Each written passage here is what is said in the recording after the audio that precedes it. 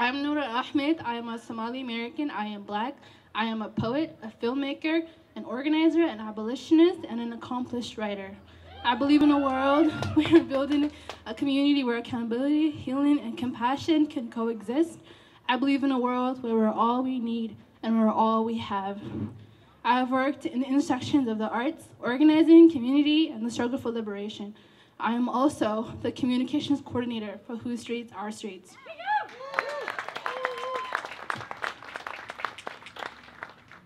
And I am Renaissance, a longtime intersectional activist and organizer in Seattle who has devoted much of my energy and time to police and prison abolition, Black liberation, and climate justice, among many other intersectional struggles. I am a descendant of African peoples brought to this continent during the first diaspora, a descendant of the Cherokee Nation, and a descendant of Irish colonizers. I am also the official ombudsman of WSOS, and if you can't have anything more unofficially official, that's what it is. And I am also a guest on the ancestral lands of the Duwamish, Suquamish, Stillaguamish, Snohomish, Tulalip, Muckleshoot, Puyallup, and Coach Salish peoples. Whose Streets, Our Streets, or as seen on our social medias, Our Streets, is a BIPOC-led and focused group dedicated to challenging the paradigm of laws that have historically been, and by and large continue to be, written and enforced by white people, which is a socio-economic ideology, not ethnicity, nationality, or race. And these laws have and continue to negatively impact Black and Indigenous and people of color, especially without us having power in the situation. Disenfranchisement is the same, no matter how it's clothed. Whether it's a legal barrier to voting, or an economic barrier to entering the political spectrum, or an educational barrier because our schools are overtaxed and underfunded, or because many of our people have been incarcerated, fell victim to the school-to-prison pipeline, or have been denied their civil rights, or a temporal economic constraint because we have to work so long and so hard we don't have the time to join the 10 a.m. or 2 p.m. meetings in the middle of the work week when these decisions are being made. Whatever the constraints imposed, it's still disenfranchisement. Thank you. Furthermore, voting does not confirm consent of the governed. When the agenda is set for us and all means of protest or revocation are criminalized, that is abuse, that is tyranny, and that is not the consent of the governed. Whose Streets, Our Streets is working diligently to augment this paradigm by being in community, by drawing in our folks and skilling our people up to contend in a racist, hegemonic, tyrannical, capitalist, xenophobic, homophobic, transphobic police state run by mostly heteronormative patriarchs in a quasi-oligarchy, plutocracy, aristocracy that is the farthest thing from a democracy. And we are skilling our people up to do this with dignity, honor, and collective power.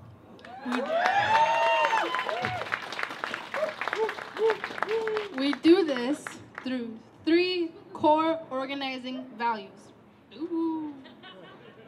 People first, place over space. System changes over individual changes. Decriminalizing poverty. The reasons that Whose Streets, Our Streets has engaged in this work is because police brutality is real and deadly, and it affects BIPOC the worst. Black, Indigenous, and people of color cannot drive through the South End and CD without getting a ticket. And we know that any encounter with the police, even for a supposed taillight, can be fatal. We also learned from SDOT and our own inspections that the entire South End and Central District are under surveillance with CCTV cameras at nearly every intersection along the arterials. We can't even fart without getting a ticket.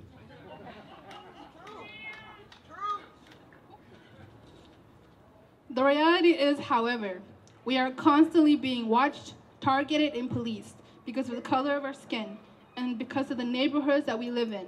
We cannot exist without being stopped and harassed, and this is exhausting. It is tiring, always staying vigilant, and we shouldn't have to be.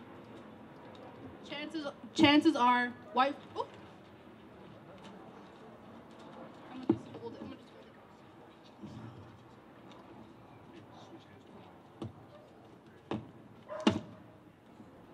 Chances are white folks can drive and walk across the street without confronting those same fears. But for Black, Indigenous people of color, it is a fear that exists within our souls. And that fear is immensely debilitating. No one should ever have to live in that fear. No one should have to be scared to just breathe. No one should have to question if they'll make it home alive. The Black folks are disproportionately policed. It's not fair, and oftentimes it means life and death. While there are movements to completely defund the police, and we do endorse this strategy, WSOS has chosen to focus our collective energy on smaller, more attainable elements of the police's purview, like traffic tickets and parking tickets, that are also directly correlated and connected with redlining and gentrification.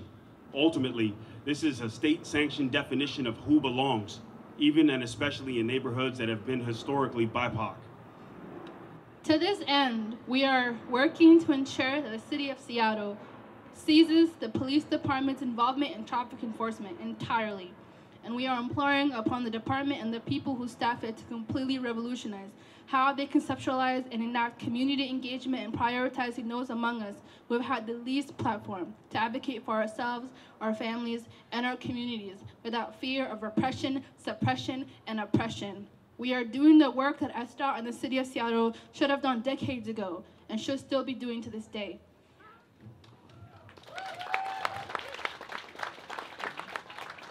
We're out in our communities asking the difficult questions through conversations and surveys. We are collecting quantitative and qualitative data on the truth of the situation from the people who are experiencing it, and we are shifting the narrative of what is believed to be possible. We envision a future when all our people, but especially all marginalized people, have power in the decisions of the laws of the city. We envision a future when the perspectives of marginalized people are prioritized and are weighted greater than those who experience vast amounts of privilege. The measure of our well-being is not gross domestic product or GDP, but rather the measure of our well-being is how well the least well-off among us are doing. We envision a future when all our people are free, when our people can no longer feel the burdens of oppression, when we feel that our neighborhoods are for us, when we feel that we belong in our own cities, streets, neighborhoods, community centers, schools, libraries, and homes.